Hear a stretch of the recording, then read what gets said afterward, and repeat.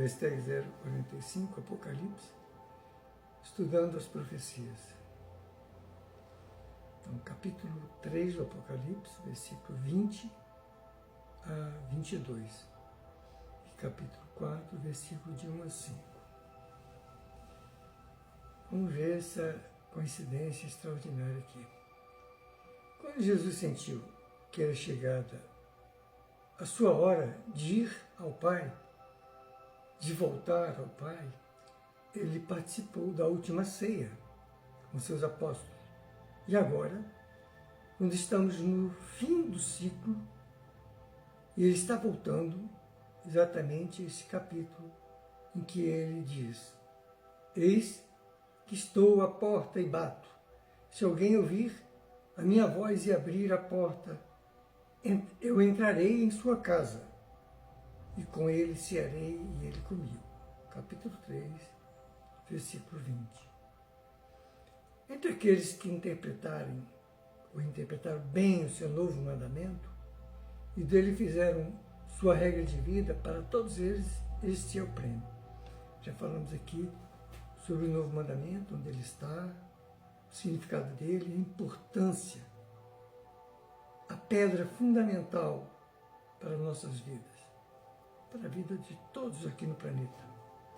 Eis que estou à porta e bato, se alguém ouvir a minha voz e abrir a porta, eu entrarei em sua casa e com ele cearei e ele comigo. Quem não deseja esta graça de poder cear com um divino mestre e recebê-lo em sua casa, ou melhor, em seu próprio coração, que é a nossa casa. Que coincidência espantosa, né?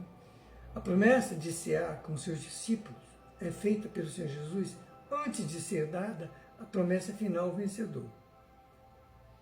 Isso demonstra que as bênçãos incluídas nesta promessa devem ser desfrutadas no presente estado de provação.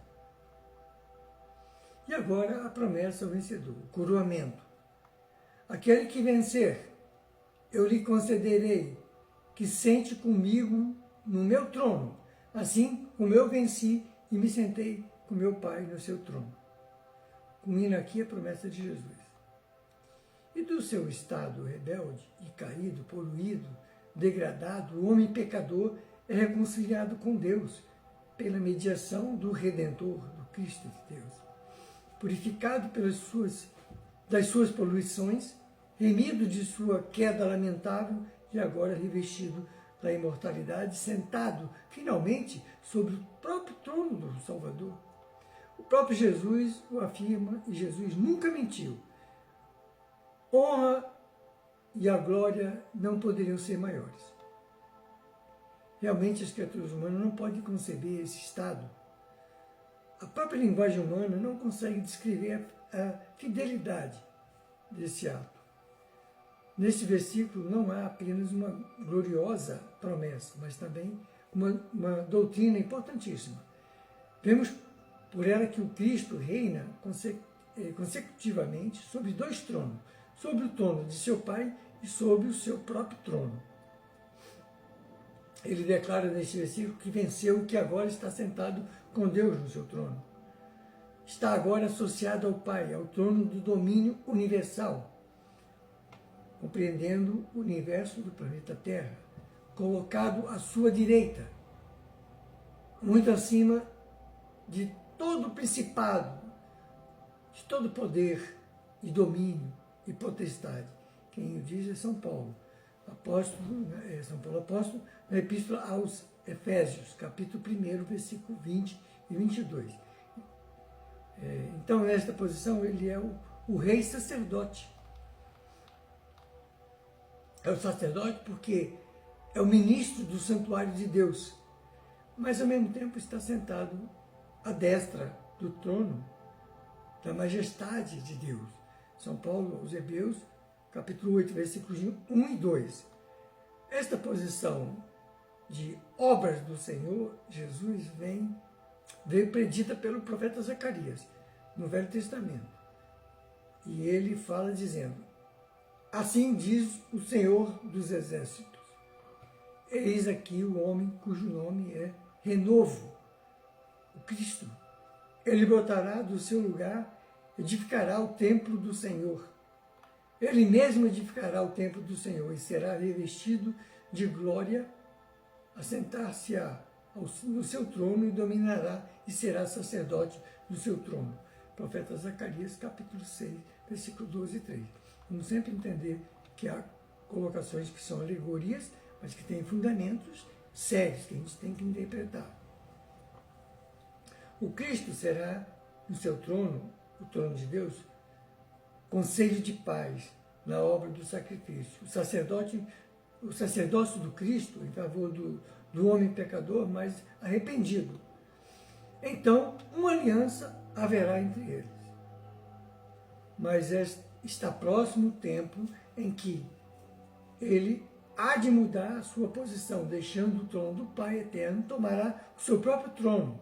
E há de acontecer isto quando chegar o tempo para a recompensa aos vencedores, porque quando receberem esta recompensa, sentar-se-ão com Cristo no seu trono, da mesma forma que ele venceu, está sentado com o Pai no seu trono.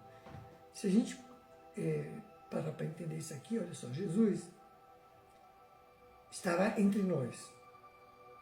Não do jeito que ele esteve na primeira vez, porque agora ele vem com o seu todo poder. Então ele estará com o seu trono instalado no planeta Terra. Então aqueles que venceram é que vão estar na administração, ocupando os pontos chaves, não esses pontos chaves dessa administração pública que a gente vê por aí, não é isso. Os pontos chaves de um domínio espiritual poderoso, porque são pessoas corretíssimas, serão pessoas fiéis a Jesus e a seus mandamentos. Então, esta mudança na posição de Jesus é apresentada por São Paulo apóstolo, na primeira epístola aos Coríntios, capítulo 15, versículo 24 e 28. Nós já estudamos que de 1979, 1950, e principalmente a partir de 1979, quando começa a execução da carta à igreja de Laodiceia, nos tempos modernos, né, que é o julgamento da humanidade. Então, a partir dessa data, as criaturas que não se integrarem no Cristo de Deus serão expulsas do planeta Terra, irão para mundos inferiores. Alguns ainda terão algumas chances, voltarão a reencarnar, se mostrarem realmente ainda aptos a entenderem a mensagem do Cristo e a viverem. Entendeu?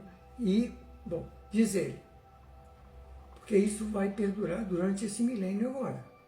Até o final desse milênio, esse planeta vai haver uma limpeza total, porque isso aqui é a casa de Jesus, que Jesus construiu, é um planeta que está sob o domínio eterno de Deus e de Jesus, a partir de agora, a partir do momento que ele criou, né, como nós vimos lá em João, capítulo 1, versículo de 1 a 3.